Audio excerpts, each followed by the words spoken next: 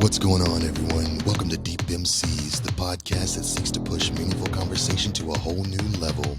Whether it's for your entertainment or your personal growth, we appreciate you being here today. And now, on to the show. What's going on, Deep MCs listeners? Today we have something very special for you. Some would say he is the Sultan of Socks. Some would say he's one of the big names in the shoe game. All you guys know him as Seth Fowler. Seth, how you doing, brother? How's it going? I'm doing good. How are you? Oh, doing great, man. I'm so glad to have you on, man. Like this Thanks for having me. You honestly are on my bucket list of interviews, right? So I appreciate that. Oh no, pleasure is all mine, man. Excuse me. I tell everybody, like, the two people I watch Jacques Slade, I watch Seth Fowler. Like, oh, that's awesome. That's it. Awesome. Like, that's the only two, right? And I've been a big follower of yours, like, since the beginning, bro. Like the very, very beginning, you know? So just to see the level of growth and what you've accomplished in such a short amount of time. I mean, it may not feel like it to you. It may feel like it's been forever, but man, what you've done from start to now has just been incredible, man. So just big ups to you for everything. I appreciate it. Yeah. Thank you so much. So for the ones that don't know, you are a sneaker YouTuber. What do you like to call yourself? I mean, you're obviously an entrepreneur, right? But what do you I usually go with just YouTuber, sneaker YouTuber. Yeah. Sneaker YouTuber? Yeah. Okay. I'll throw in designer sometimes, but like that's dude, only sometimes. No, but you've come a long ways, man. But getting to sneaker YouTuber, tell the people that don't know you, how did you really get there? Like, how did it all begin? I'd always really loved YouTube. I think it was something that I'd always wanted to do, but I just never saw it as a viable, way of making an income. And I my first couple videos were back in 2006 and 2007, just on a separate channel that was just like skits and stuff like that. I was in high school at that time. And then after college, I was doing, I was working as a designer in New York City, designing kitchenware and then dog toys. And I would buy a lot of sneakers, and I just figured, I love sneakers. I love YouTube. Might as well try and do some videos, because I was watching a lot of YouTubers at that point, like Yo Anti and Nightwing and Kais and Tom Stefanic and people like that, Eddie Wynn. And I was like, dude, that seems like so much fun. Like, I really want to get into that.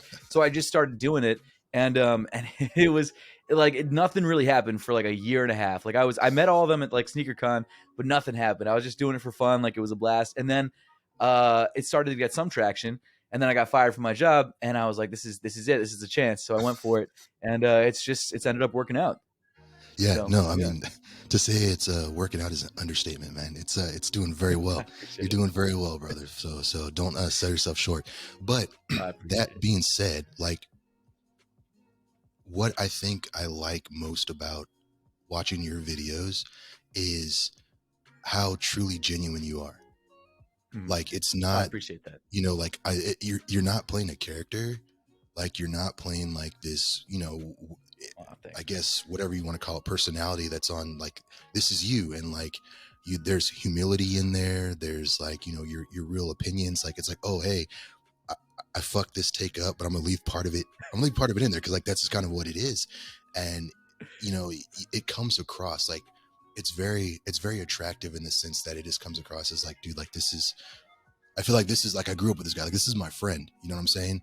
And so like, I feel like that's part of why it's so successful. But like, dude, you're such a humble guy. And like, even being here right now, like, you could have easily said, man, go fuck yourself. Like, do you know why I'm fucking Seth Fowler, motherfucker? Like, go fuck yourself. Right. But like, it's not you.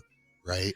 Like, it's not you. So I think it's such a nice thing to know, especially in this day and age, that like, there's real genuine non-dicks out there.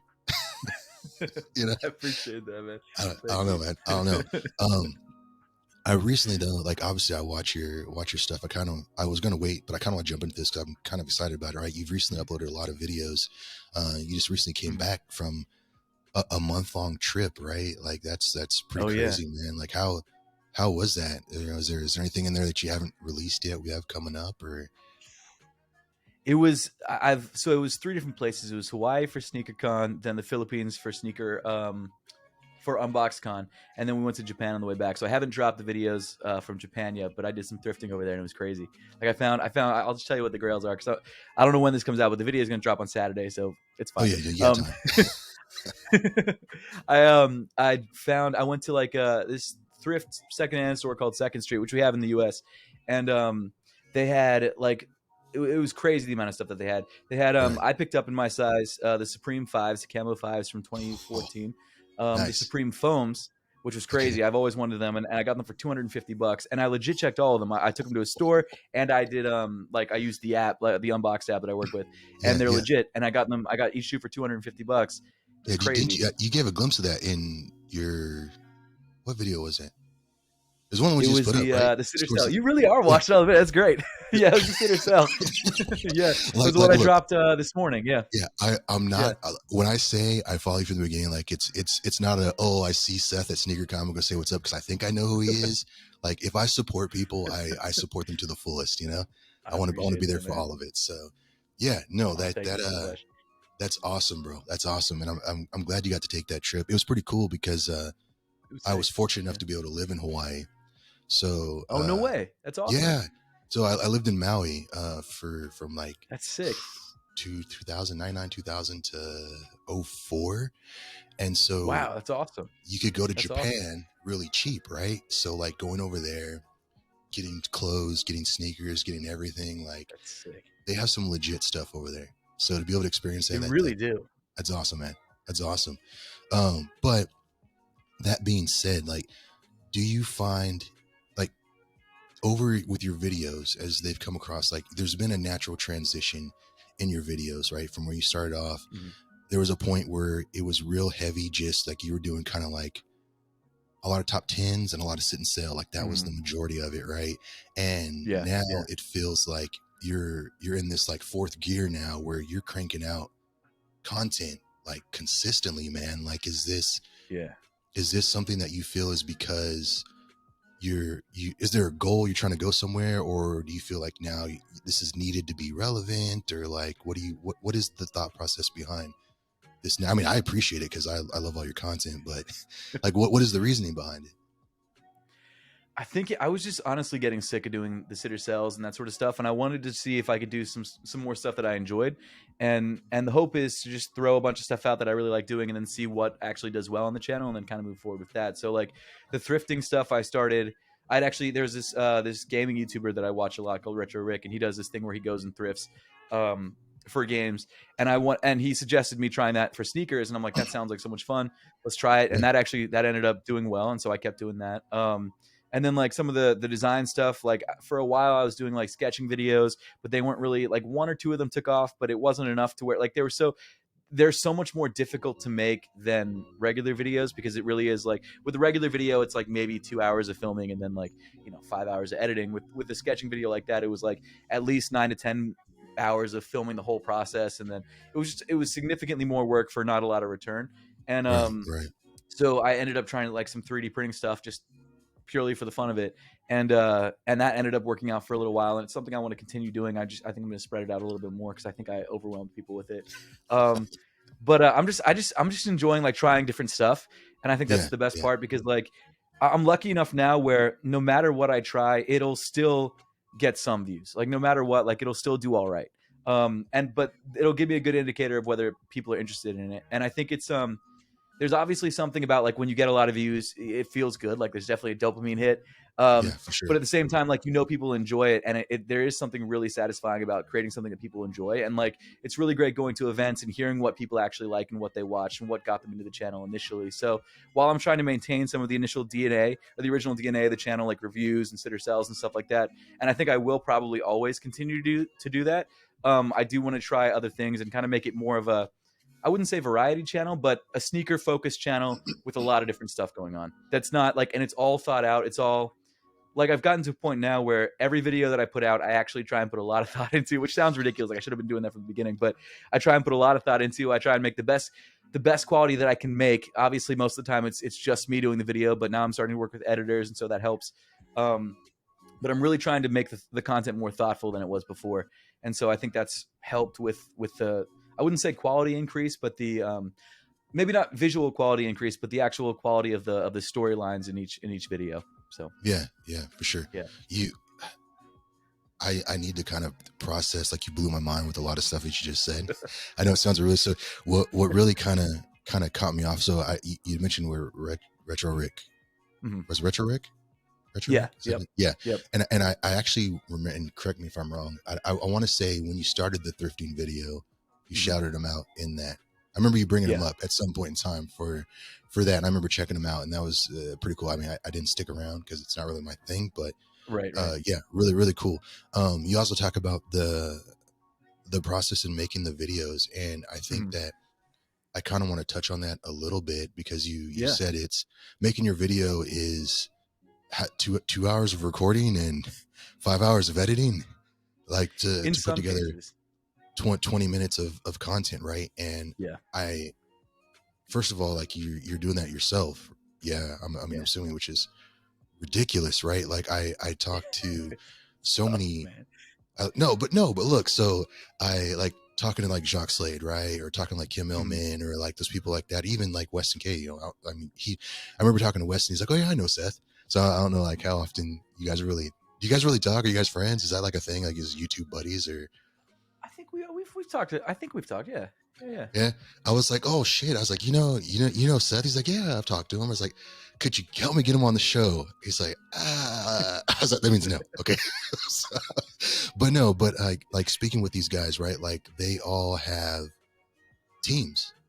They all have teams, right? And so I think that that's really crazy to think about for someone like you, is that you're doing it by yourself, and the amount of time that it takes to produce these 20-minute clips is huge, right? Like, it's massive. So, like, do you feel it's perfectionism on your side that is part of that, or is it just, you know, why is the process so long, and why have you chose to do it all yourself? I think, well, for a long time it was just because I would say it's a little bit of perfectionism, but also honestly just trying to save money, just trying to cost cut, because I think one thing I've always wanted to do is kind of like start businesses on the side and start things like that. So having more income means that I could start, you know, invest more into those other businesses. And so for a long time, and even still now, like, I try and be as economical as possible. Like in the beginning when I was reviewing sneakers, I would return a lot of them to Foot Locker, because I didn't want to spend $200 on a pair of sneakers that I couldn't really afford. Like back then I was working as a designer, and that was my only income for like at least a year into YouTube. It wasn't really paying me at all. And then even now, like, editors, right now I've had a good amount through the last year just to find like the right fits.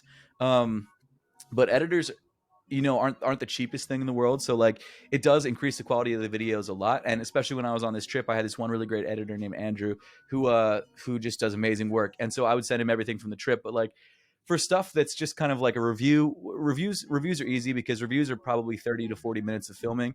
And then maybe another 30-40 minutes for b-roll, and then editing probably takes 2 or 3 hours. Reviews I've got down to a science, but stuff like Sitter Cells, like, that's probably 3 hours worth of filming, and then like 8 hours worth of editing. And for an editor to do it, it would be probably 2 or 3 days worth of editing, and it's just a lot. It would be expensive, and so I'd rather just kind of knowing sort of the cadence I want and the style. Like, it's just easier for me to do it. But for vlogs now, I've kind of leaned vlogs and thrifting videos. I've leaned a lot more into editors, because they're much better at crafting a story around the video than I am. Like, what I'm very like. It's just because I'm not a great editor, but I'm very like linear when it comes to that sort of stuff. So like when I do a vlog or a thrifting video, I literally do like from beginning to end just how the day went. But with an editor, they're able to look at it, you know, from a third person point of view and see like what's good and what's interesting about that whole thing, and actually cut out all the BS that I put in that's like I thought was interesting that actually wasn't. And so I'm definitely moving more towards editors. But again, like, I think while I'd love to have like a full-time editor and like a full-time team, is just right now I'd rather just save the money and invest, you know, into other things like, you know, I don't know, the sock business or buying properties or whatever, like other stuff that I could kind of, you know, have multiple streams of income, so that, you know, in the future, if YouTube doesn't work out, then I have some other ways of surviving, you know? So yeah, no, for sure. First of all, before I go to my next question, like, don't just say the sock business. So go ahead and shout that shit out, bro. Go speak on it. Where can you get them? Where can you find it? Well, so Apothecary is my sock business. I co-founded it with a friend of mine from college, and we design your sneaker's favorite socks. Our socks specifically designed initially for sneakerheads, and now for everybody. So we, as designers, we had a good idea of what kind of sock product we wanted to create. We've tried socks like Stance and other brands like that, and they're all fine. But we wanted to create a sock that not only looked great with your sneakers, but also feels great on foot for all day wear. So we went through a lot of different iterations over the last 2 or 3 years, and now we're a little bit larger. Like we have a team of people, and we're primarily selling on our website, apothecary.com, but we're also in store at some boutiques like Takeout NY in New York City. And I don't know if I could say it. When does this come out? Like how long? You let me know, man. Whenever you want to Well, come out is when it comes out. it's going to be public knowledge soon, I guess, at some point. But we're going to be in Zoomies, which is sick. I'm really excited about that. So Congrats, you'll be able bro. to find us at Zoomies Congrats. stores. Yeah, it's crazy. You'll That's be able to find us huge. at Zoomies stores and then online and stuff like that. So it's nuts. But we're branching into more apparel and clothing, but socks is still the main focus there. When are we going to see you in Zoomies? Probably, hopefully in the next month. I mean, we've The already next sent out month? the product to them, so they have it. Like it's just a matter of them. It depends on how they're going to distribute it to their stores and what stores, and I don't know. So we'll see. But Okay. hopefully, Well, and then if anyone watching goes to Zoomies and sees them, buy up as many pairs so they reorder from us. exactly. Please support Seth so he can keep doing what he's doing. Also, Mike, let's make a note not to release this for at least a month. So we can. I think it's fine. I don't. They didn't. I don't. Look, To my knowledge, I, there's no non-disclosure agreement. But hey, who knows? it doesn't matter, man. We want to keep it a surprise. You know, you haven't even dropped it on your channel yet. So That's I true. mean, That's true. I'm gonna do a whole vlog. The vlog will probably drop after they drop, so I don't know what I'm gonna do. That's another video I'm gonna need an editor for. So let it be known. Mark the date. June 1st. Okay. We got the exclusive before Seth even dropped it on his channel that's true. that You he's going did. to be in Zoomies. All right. So there we go. That's our exclusive content. That's going to be a month late, but we still heard it first. So I appreciate that. No, but I really think yeah, you did. Like I can't think of anyone else that I've told like people in my family, but I haven't really told anyone else. Yeah, you guys are really are the first. there we go, bro. Mike, did you hear that? I know you can't speak. Did you hear that? We're the first. We've made it. We've made it in the world. You know, that's awesome though, man. But that Thanks, man. speaks, like I said, Appreciate it it. speaks volumes to the amount of work, the grind. Like it's not an easy thing, you know, to be able to pull that together. But I want to go back to that. But before you said something, like you were talking about being thrifty, and I will say, Mhm. like, this is also one of the cool things about you. That, I mean, it's going to sound like, you know, I'm just praising you. So, but I think that people should be acknowledged for the work that they do, and also have a realistic like idea of the impact that they have. You Mhm. know, like I mean, obviously, is everything you make great? No. Who's is, right? There's a reason why you Yeah. do second takes, third takes, fourth takes, whatever. But the amount of work that you put in and the realism that's there. And I remember in some of your videos you go out, right, and it's like you I don't know if you realize this, but you give off kind of this feeling, or kind of like it motivates people to want to kind of try to do, not, I want to say do what you do, but Mhm. like you're a regular guy, right? Like when you go out and Mhm. you're, oh, I'm gonna go do thrifting, I'm gonna go to wherever, like you're getting in your car and it's not a Lamborghini Urus, right? Like it's Oh no, it's a Rav like you're Four. like a, It's a yeah, you know, 2018 Rav you're a Four. regular person, right? You're a regular person, you're doing a regular thing, Yeah. but you're still exceeding on a high level. Does that make sense?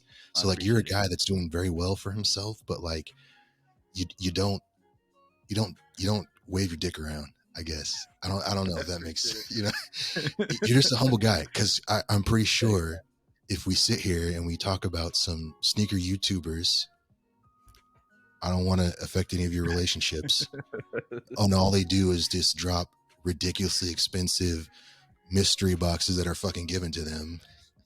You know, like it's just, you can't relate to it. You can't Right. relate to it, right? Yeah. And there's just a level of relatability that creates longevity. Appreciate it. So when you question, will YouTube not work out? I think for people like you know, people like Jacques, you know, people like Weston, the people that are really genuine and authentic, Mhm. they're always going to have that following, right? There may be peaks and Yeah. valleys, but you're always going to have that following of people that support you for you and what you do. So, let's keep that rolling successfully, you know? I appreciate it. Thank you. Yeah, no, for Thank you. sure. For Thank you. That sure. means a lot. So what is next for Seth, man? I mean, like, you have the socks, you talk about branching into clothing, you talk about doing these things, like you mentioned real estate a little bit, like where are you headed? What is your end goal? I mean, obviously you're still a very young guy, you know. So what you have? 31. I'm Yeah. starting to. I'm finally in the 30s. Well, hey, it's all downhill from there, right? Yeah, but, right. but what is next for you, man? Like what do you have on in the pipe? Nothing like, I think Zoomies is probably the biggest thing. I think for YouTube, I'm just going to keep kind of trucking along and sort of take whatever opportunities come along. Um, Socks, same thing. Like I'd like to keep growing that and maybe hire like more of a team. Like we've got about 3 people working for us right now, one full-time, 2 full-time. And then I'd like to like add some, like they're all in fulfillment and shipping and online, like customer service and stuff. But I really like to add some like designers and things like that, because one of the things with the sock brand that takes a lot of time for us is the design. And there are better designers out there, and I'd rather create a better product than be able to say that like, oh, I did all these designs. And I probably done maybe 40 to 30 to 40% of the design work for the brand. But I'm fine doing none of it as long as the designs are good.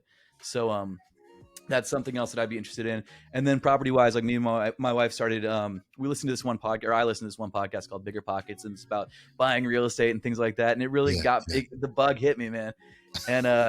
And like there are people that I've known for a long time. Like there's even other sneaker YouTubers. I don't know if I guess I probably won't. I just won't say it just because I don't know if they talk about it or not. But there that have done this like just quietly on the side, and it's just something that's been always interesting to me. And it's like I'd rather put money into that than put money into like more sneakers or like more whatever, something that would actually build value and I can still enjoy. So like we bought a house in because I live just outside of Philly, so we bought a house in Philly for like pretty cheap, and we've been doing some renovations on it. We're going to hopefully rent it soon, and then I want to kind of keep doing that just because it's a blast to do. Like yeah, it's really yeah. it's buying something that's physical that you can see, and then also being able to turn it into something that you created, like putting money into like, or actually doing it yourself, like repainting and changing the windows and doing stuff like that, and landscaping and stuff. So that's been really fun. I think it's more of a passion project than anything. I don't know if it's ever going to be like a full on business, but I mean, you it's never been know, fun. man. Yeah, Might be, if it's a hobby for you and it keeps you entertained. Hey, yeah, do it, right? I mean, life is about being happy and doing what you want to do. definitely. Outside of Philly, right? But Baltimore Ravens fan, Yes, yes. I'm right? from Baltimore originally. See? Yeah, So there you go. up From until 18. Yeah, up until 18. So there we go. yeah. So just for people that don't know, yeah, you did. Matter of fact, I actually want to say, you're talking about, speaking of Philly, and was it one of your videos? You were in the Philly Dunks. Yeah. I think. Phillies dunks. How Yeah. how are those? I mean, look, I don't have your connects. I lose on the sneaker app. Ridiculous. Like it's not even funny Same, anymore. man. Same. I wanted to get them. I just could not get my hands on them. Like, how are they? They're good. I actually they're every time. So the way I got them was every time I think SneakerCon does an event somewhere, they have like this 10% off code that on eBay. And so I think it was on Twitter or something. I saw it, and I saw that the Phillies dunks were going for $250 on eBay, and I'm like, yo, I can use this 10% off code and get it for $225. So I did that. Yeah, And they're yeah. great, man. It was totally worth it. Like it was so worth it. That's They're awesome. sick. That's awesome. I want to share, not that you care, but for my listeners, I have this weird thing with sneakers. So, Mm-hmm. and I don't know if you're like this in a way, or do you have a sneaker that's like this? So for me, um, I only wear Adidas. I know you don't, Really? but yeah. So I only wear now. When I was younger, I mean, you had to be the cool guy. You had to have the new stuff. There was a lot of crazy shoes that were coming out back then, and but ever since, like, I would say 2005, I've solely been Adidas. Like, they need to be paying me as much Adidas that I have, but I religiously buy Nikes. Like, aesthetically, I like to look at Nikes. I can't wear them. I won't wear them. So like, I have like just boxes and boxes of shoes that I like to look at, but I don't wear. I solely wear Nike or Adidas. Like, do you have any like weird shoe quirks like that? Like, or is that just me? Not. I've found recently that the shoes that I'm actually really interested in aren't so much the hype sneakers. It's more of like the newer tech from like Adidas and from Nike and from people like Right. that. And the problem is I'll buy a bunch of those, and then I'll buy them all for retail, or even but like pretty much every shoe that I get, I buy from like Goat or from retail, because it's just like I want to get them early for a review or whatever. People do send me stuff, but it's usually not the stuff that like I'm gonna put on a channel, just because it's not. They're sending it for a reason. They're not gonna send the hype stuff. So I buy a lot of like the basic Nike stuff and the basic Adidas stuff that like has new tech or whatever, just because I'm interested in it. And then I realize after one where it's either not as good as I was hoping, or it's just I'm just kind of over it. I'm like, so I have all these like really crappy shoes that I can't resell, I can't do anything with, because they, like, no one wants them. Like I bought I was able to return these because I had them for about a week, and Nike has a pretty good return policy. But it was the Air Max Scorpions, a shoe that I was so excited about for months, and then I got them. I'm like, these kind of suck. Like I don't want these. Dude, the air in that was just it's not a good look. It wasn't it? No, definitely not. It's not a good look.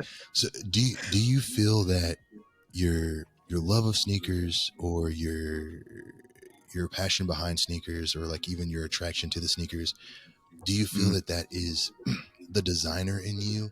Because like I think about, like, you had a job as a designer, you're into this kind of house thing, and you seem to be really interested in like the design elements of it. Like, is the shoe thing just because you love design, or has the shoe thing always just been a shoe thing for you? I think it's mainly been because of the design. Obviously, I've always loved basketball, so like that's been a big part of it too. But definitely the design thing was, I think, the main focus. And obviously there's some hype too. Like growing up, like I always wanted to have cool sneakers, or like even in, now, like it's cool to have cool sneakers. Like I'm a hype beast for sure. I try not to be, but realistically I think we all are a little bit. So there's that too. Sure. But I think it is a lot of the design for sure. Okay. That's awesome, man. I mean, I could see why, especially if that's kind of your thing,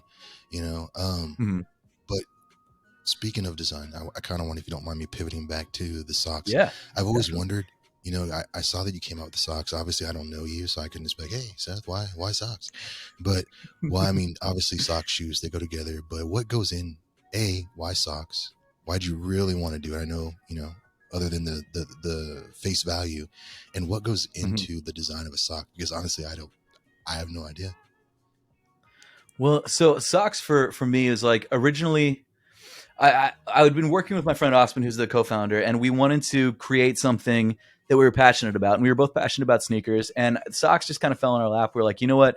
This is something that we all wear, we all really like, and it would go well with our sneakers. So that was sort of the reason for that. And we both had a manufacturing background, him more so than me. So he had the connections at the factories to be able to make some socks. And then I think the hardest part of the sock design process was creating the base sock, like the main, right now we're on the 3.0, so the Apothecary 3.0 sock, crew length sock. And it was kind of working out the different knits, what worked, what didn't, what was most comfortable and what wasn't.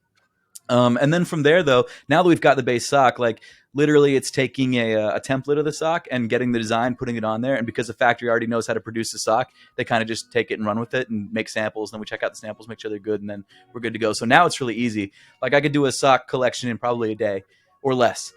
Because all you have to do realistically when putting a design on a sock is drop the design in the way that the factory needs it, and then get like spec all the colors and spec things like that, and then you're good to go. And then realistically it takes about, I'd say 2 to 3 months from sending the design to the factory to actually getting it in house and getting it ready to sell. And then obviously there's all this sort of stuff like the photography and the marketing and things like that. But designing a sock after the actual base of the sock design is done was easy, or is easy. Yeah.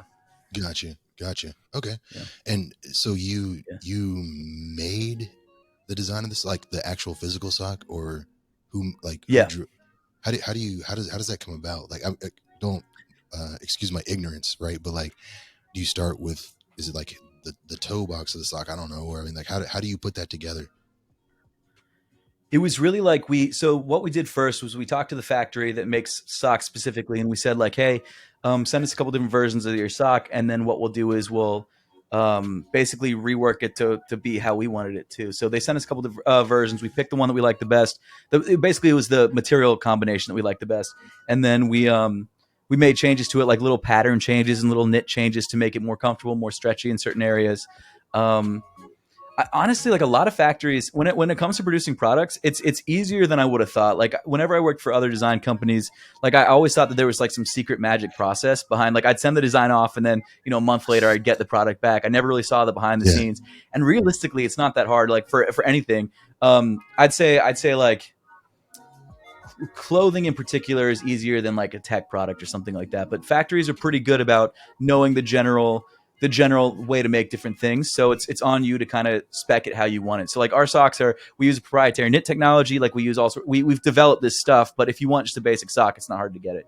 And same thing with like clothing and shirts and stuff like that. Like, especially if you're doing cut and sew clothing, you can get stuff from a factory very easily. But if you want it to be the way that you want it to be, you really have to put in the time and like pick materials and pick colors and pick the shape and the cut and things like that. So, gotcha. All right. I mean, you say it sounds easy, but it sounds complicated to me. I'm a very simplistic guy, so you know the fact of like, hey, this back and forth, whatever, it doesn't quite work out. But you know, good on you. I would say that your socks are legit. I can't deny them. I actually got some pairs for a gift. Which is actually one of the better gifts. Normally people like they buy you shit because they think you're gonna like it, and you really right. don't. You know, well, this is actually a legitimate one that I was actually happy to have. So that worked out. So I can speak volumes and say that they're legit. They are what you say that they are, man. So that definitely helps. But yeah, going back into a little bit about you, man. I mean, outside of what you do on a day-to-day basis, I kind of just want to pick your brain, and this is what I kind of ask a lot of the YouTube people that are on there, man. Like, first of all, what do you feel different as a person, like reaching the level to where you have, like, to get to where you are, right? Like, if you go places, especially sneaker conventions, like, you are a recognized figure, right, in the world that you're in. Like, do you feel different than you were before this success? And like, how has that changed how you move, like how you move around, you know, in your day-to-day life? I don't feel different because most of the day, like, honestly, I'm just at home with my wife and we're just kind of like hanging out. Like I'll do work. Like, for example, today, like I was just home all day, just working. And like, you know, every hour or two, I just go upstairs, hang out with my wife. You know, she was doing her thing and we'd throw on a show or like eat lunch or whatever. And it just feels very normal. And I think for me, it's never really been that crazy. And I think you look at other people, even in the same field, like other sneaker YouTubers like Kais or Blazendary, both good people, both great. But like the hype around them is different. Like I'd go to a sneaker con and people would recognize me and be like, hey, what's up? But like they would have lines and stuff. And I don't know exactly what it is about them that's different. Maybe they've just infused more of their personality into the channel that I have. I don't know. Or maybe they're just like they've tapped more into that hypebeast thing, but they always felt like celebrities. Like you said earlier, like I'm literally just a normal dude. I think anyone can do this. I don't think I wouldn't say it's easy, but it's definitely something that if you just put enough time into, anyone can do it. So it's never really felt different to me. It feels great when people come up and say what's up, but it's never like, I mean, it's like people watch me on the internet. That's about it. Like, it's not really, I don't have like any special skills. You know what I mean? Like, I'm not like an athlete or an actor or anything like that. So, I mean, you're an entertainment figure. I don't know. I guess just for me, right? Because like someone like myself, right? Like if we want to talk about audio, people know my voice, but they don't fucking know me, right? Like if you go on my YouTube channel, no one fucking knows me like that. I'm fucking nobody, right? But I can't imagine what it would be like to say there.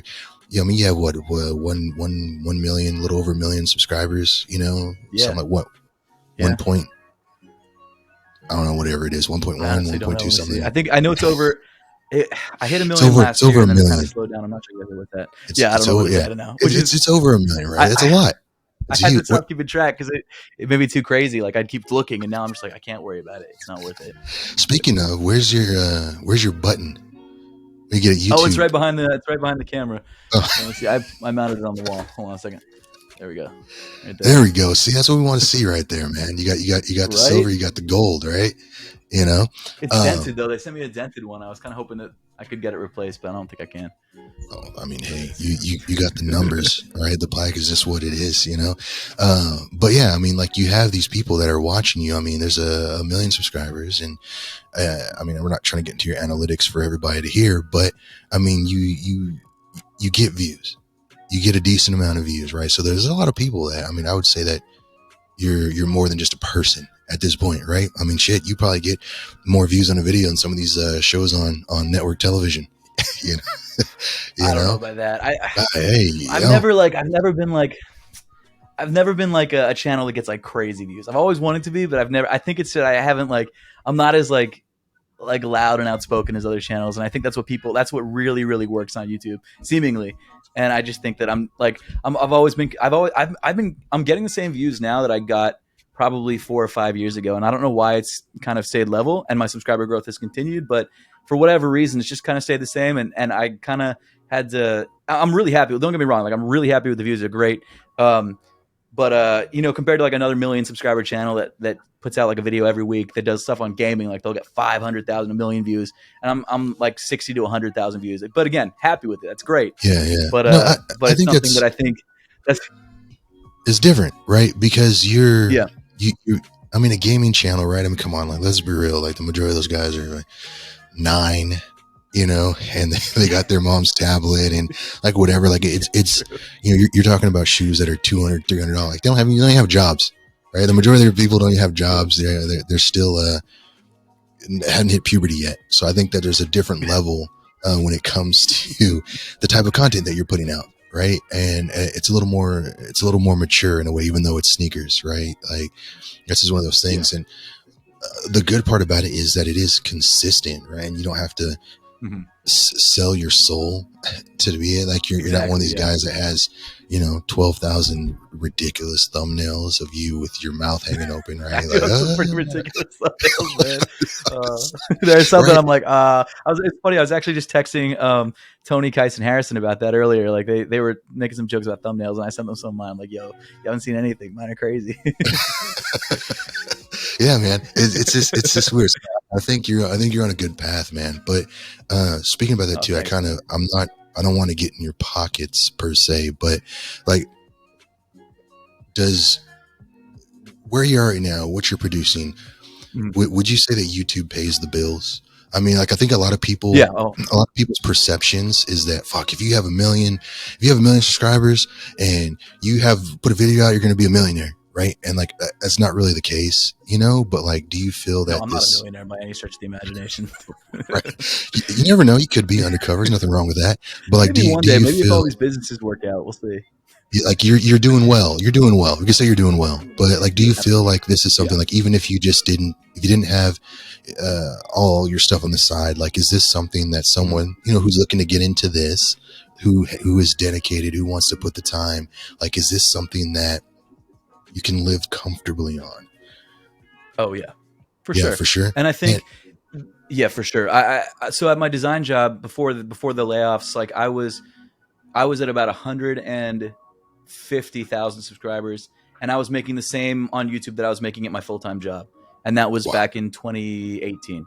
Now, I mean, it hasn't grown exponentially from there. Like I'm definitely making a good amount more than I was back then, but it's not like bringing in, like, it also depends on the other kind of channel too. Like there are channels like finance. So it's interesting. So different channels and different topics get different income. Like comedy channels could be getting millions of views, and they could be maybe making, which is still good, but maybe making like $10,000 to $20,000 a month off of ad revenue for millions of views. And then you look at a finance channel, which is getting like 20 to 30,000 views, and they're making $100,000 a month. Like it's such a crazy variance. And sneakers are definitely, I wouldn't say on the low end, but we're not like anywhere close to the top end. You know what I mean? So it's it's like car channel. It really just depends. The way you think about it is like, how much are advertisers willing to pay to be on your videos? So for example, with finance channels, you've got banks advertising and car channel or car companies advertising. So they're willing to pay a lot of money to be on those channels. Same thing with car review channels. Like they have Acura and Toyota paying lots of money to be on their channels. With sneaker stuff, it's more like you got Finish Line and you got like stuff like in that sort of zone paying to be on your channels. And then for comedy, it's like if you're saying anything kind of risque, like you don't really get many ads. So like, for example, I'm sure you're familiar with like CPMs and stuff. So like it's the cost that an advertiser is willing to pay per 1,000 view. And for like, I've heard for comedy channels, it's like $2 to $3 per 1,000 views, which is, I mean, if you get enough views, it can be definitely livable. But then like, you know, for finance channels, they're getting like $40 to $50 per 1,000 views. And so they're making crazy money. So it's such a variance. Like you never really know. And then there's other channels like sports channels, which is crazy because they use sports content.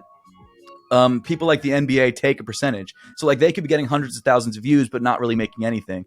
And you never really know. It depends on the channel and like what they're doing. It's crazy. It's so different, and it really depends. But I'd say that sneakers, like, you probably won't be a millionaire, but you're going to do well. Like you're gonna definitely, and if you invest properly, you could be in the future, but like you can definitely like make more than a great, like I'm making a really great living. I'm really happy. Like I don't need like I don't need anything. Like I'm good, you know. And Yeah. it's not like I go out and buy a Lamborghini, but like if I wanted to one day buy like a Tesla, I could do that.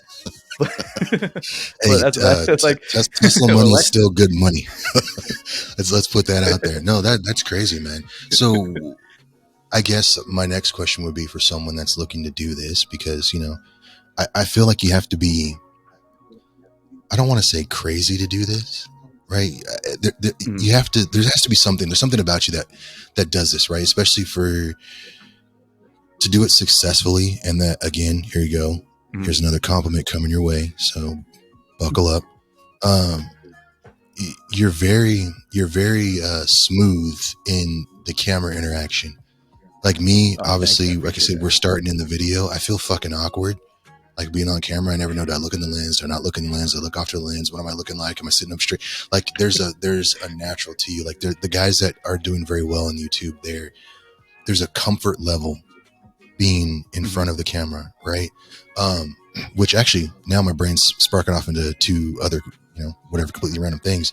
I think this question, when I ask it, it doesn't really necessarily pertain to you, because I feel, I could be wrong. I genuinely feel that you are, the guy you are right now is the guy that you are on a regular basis. You know, you are you, but do you find yourself,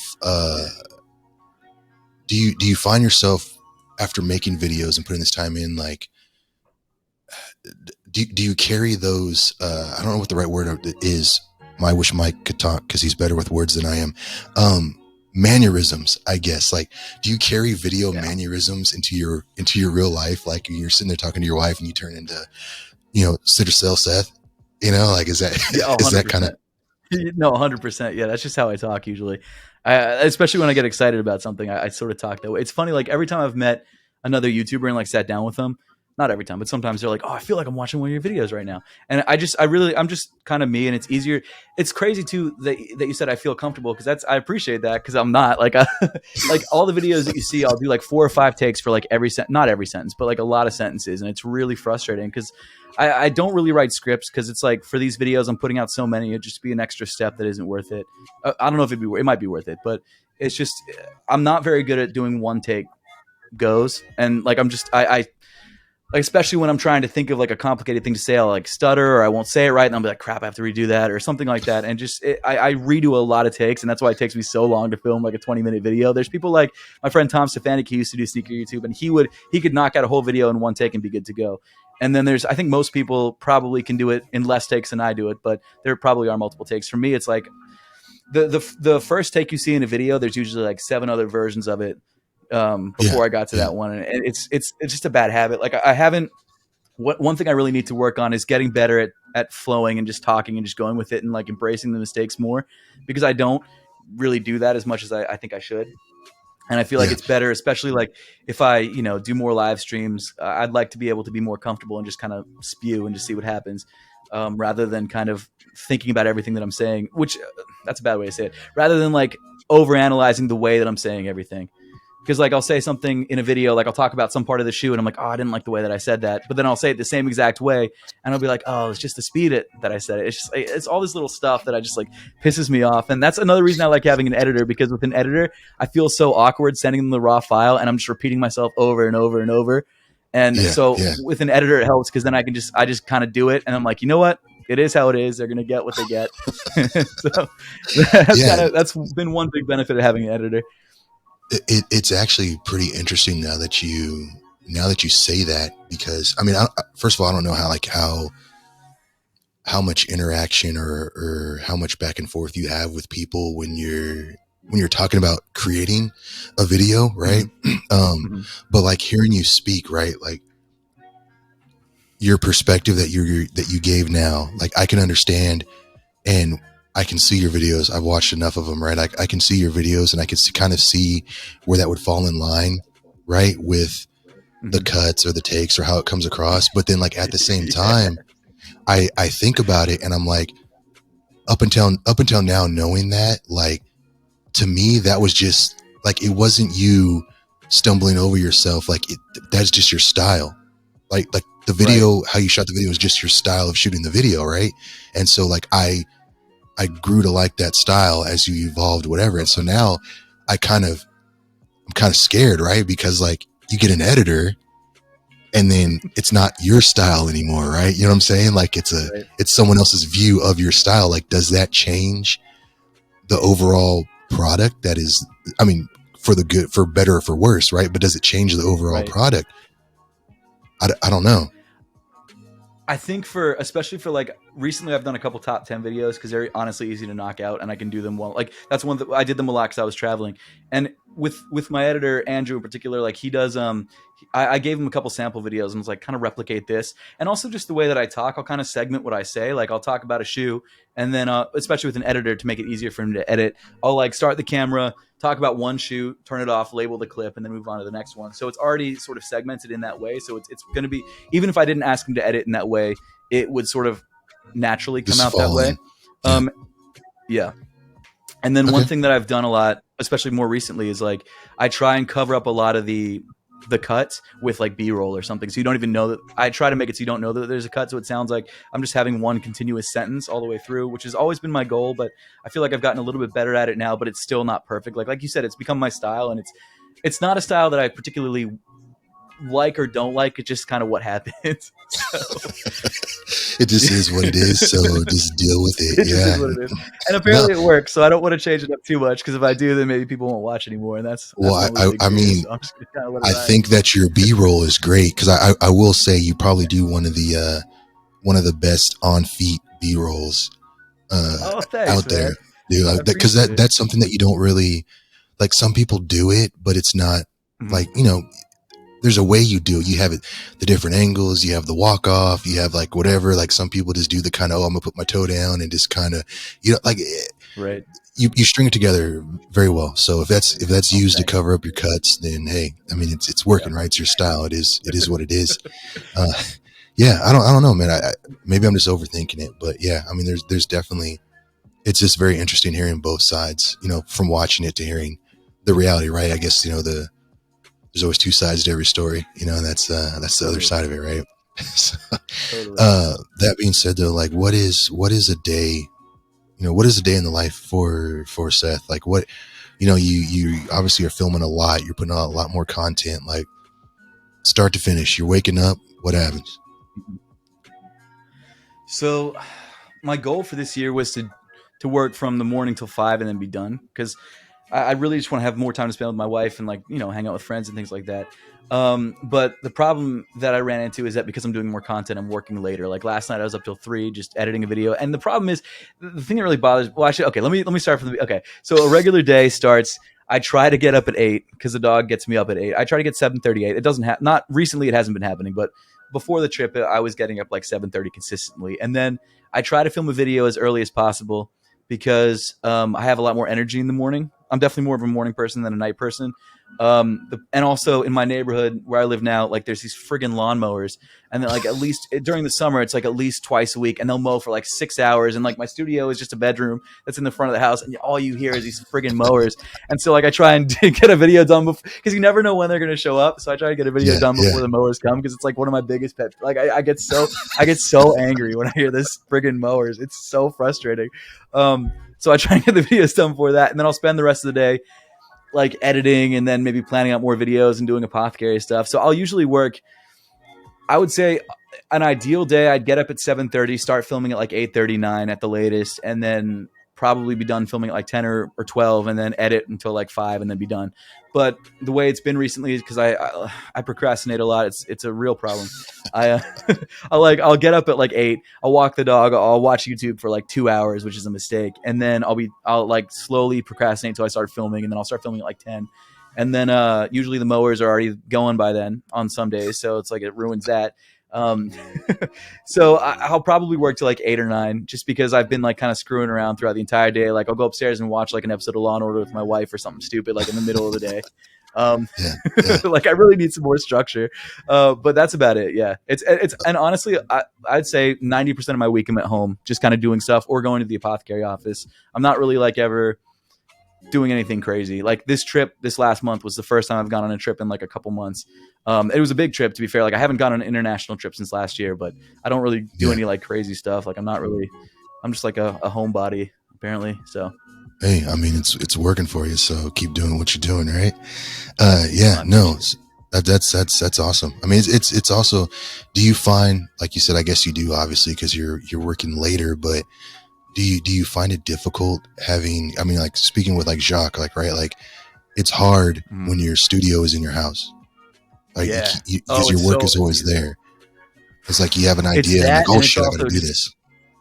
dude, it's exactly that. It's that a lot. Like that's why I can't just like turn off at 5 and go do something else. Like I've gotten to a point now where I'm pretty good at not working on the weekends. Like I'll still post videos on the weekends because that's usually when my viewership is highest, but I'm pretty good at not working on the weekends. But the biggest thing for me isn't so much like, it is a lot of like, oh, it's right there, I should just go do it, because I really love what I do, so it's fun to do it. And if I'm relaxing, I'm like, oh, I should be doing something.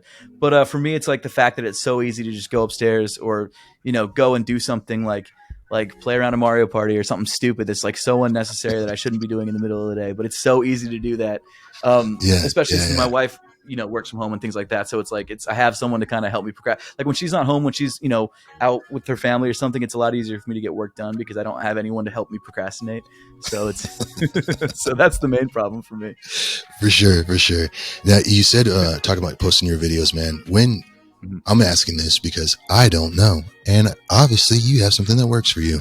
So when is the best time to post your videos? I mean, obviously you do weekends, you're doing during the week now. What do you find works for you?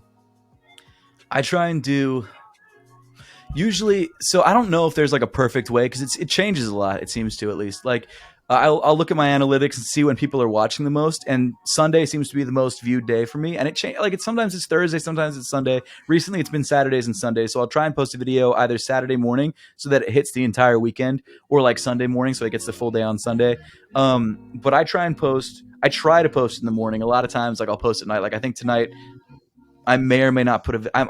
I'm trying to decide if I want to Don't put out a video procrastinate, tonight or do it man. tomorrow. Yeah, exactly. Exactly.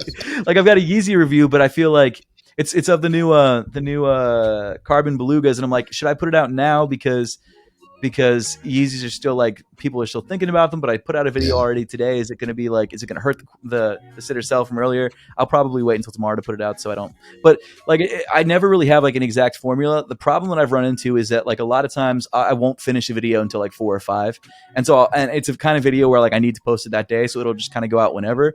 But ideally, I'd like to post them all in the morning before people go to work so that they have time to get into people's feeds. And then when they come home, they can watch them or watch them in the morning. But a lot of times, like if you see a video come out at like 5 or 6, it's just because I was like working on it late. gotcha. No, another secret. Day wise, weekends for me are the best. Mondays are decent. Uh, Throughout the week, you never really know, but weekends tend to have the best viewership for me in particular.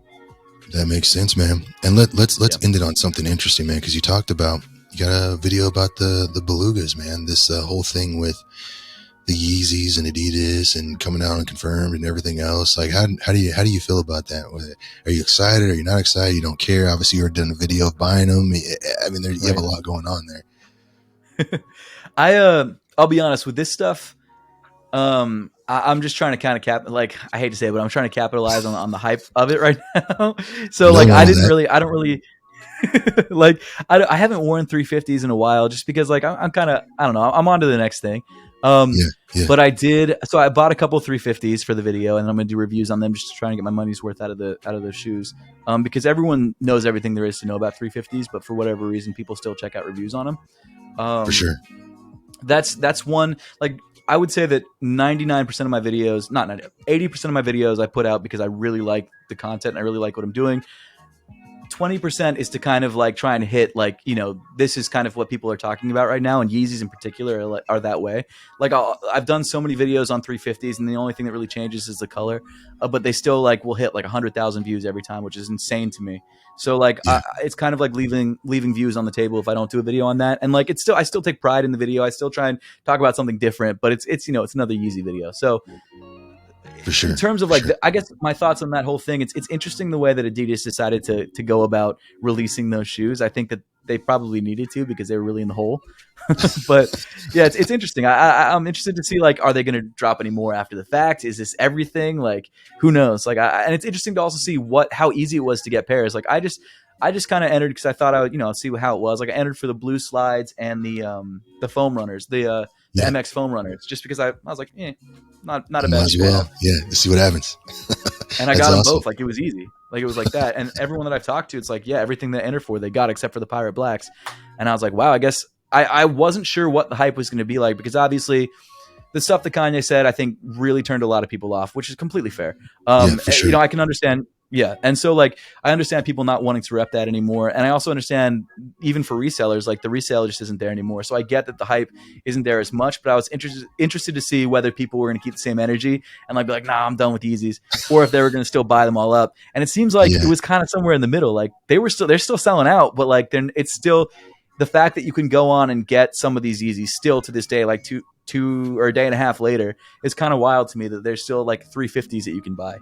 So it's interesting. It's a weird situation. It's a weird world, man. One word can ruin it all, just how it goes. Exactly.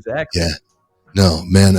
But before we get out of here, I want to give you back some time with your wife, but I want to give you an opportunity to kind of just shout everything out. Where can they find you? Obviously, I'm going to tag everything. I'm new to YouTube, but there will be links to everything in the YouTube, whatever you call it. I'm not a professional, obviously, but go ahead and shout yourself out, man, please. So you can find me on YouTube with my name, Seth Fowler, SethFowler. You can find me on Instagram at Real Seth Fowler, Twitter at Real Seth Fowler. And then recently I've been working a lot on a YouTube channel for our sock company, like kind of a vlogging channel. It's just the name of the sock brand, APTHCRY, Apothecary. So those are the main places you can find me. And that's pretty much it. But seriously, thank you so much for having me, man. This has been so much. Like, this has probably been the most fun I've had in a podcast. Like, you've asked really good questions, stuff that, like, I've never really talked about or thought about. So it's been a blast. Like, usually people are like, "Oh, what's your favorite sneaker?" And I'm like, "Okay, well, you can watch the videos to find that out." But you have some good stuff, man. I appreciate it. I appreciate you, man. You've made my day. Like I said, I've been a fan since the beginning. I'll continue to be a fan. And man, I can't thank you enough for just making the time, brother. Hey, man. I appreciate it. All right, man. Let's get out of here. Sweet. What's going on, guys? Hope you liked the show. Appreciate y'all listening, but we need something from you. Yeah, man. We need you to like, comment, and subscribe. We want to know what you like about the show so that we can continue to create relevant content for you. Appreciate it.